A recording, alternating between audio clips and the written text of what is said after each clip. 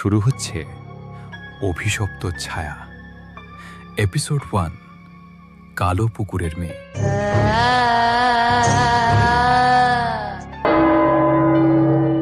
পশ্চিমের পাহাড় আর ঘন জঙ্গলে ঘেরা একটা ছোট্ট গ্রাম ছিল। নাম তার শালবন। গ্রামটা খুব শান্ত ছিল।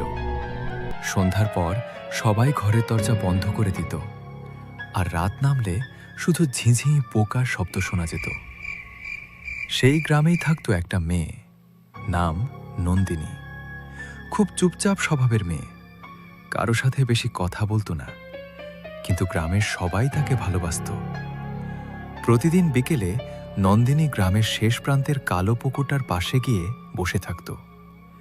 লোকেরা বলতো ওই পুকুরটা অভিশপ্ত। রাতের বেলা নাকি সেখানে মানুষের ছায়া দেখা যায়। কিন্তু নন্দিনী এসব কথায় বিশ্বাস করত না। একদিন হঠাৎ গ্রামের মধ্যে খবর ছড়িয়ে পড়ল, নন্দিনী নিখোঁজ। সারা রাত খোঁজার পর ভোরে তাকে পাওয়া গেল সেই কালো পুকুরের ধারে। সাদা পোশাক ভেজা, চোখ দুটো খোলা, আর মুখে অদ্ভুত একটা হাসি। কিন্তু সবচেয়ে ভয়ঙ্কর জিনিসটা ছিল অন্য। নন্দিনীর শরীর ছিল, কিন্তু তার ছায়া ছিল না। সেদিনের পর থেকেই শালবন গ্রামে অদ্ভুত সব ঘটনা শুরু হয়। রাতে মানুষের দরজায় কেউ টোকা দিত, কিন্তু বাইরে কাউকে পাওয়া যেত না। অনেকেই বলতো রাতের অন্ধকারে একটা মেয়েকে দেখা যায়, ভেজা চুল, সাদা কাপড়, আর তার কোনো ছায়া নেই। তারপর একে একে গ্রামের মানুষ হারিয়ে যেতে শুরু করল। যাদের পাওয়া যেত তাদের শরীরে কোনো আঘাত থাকত না।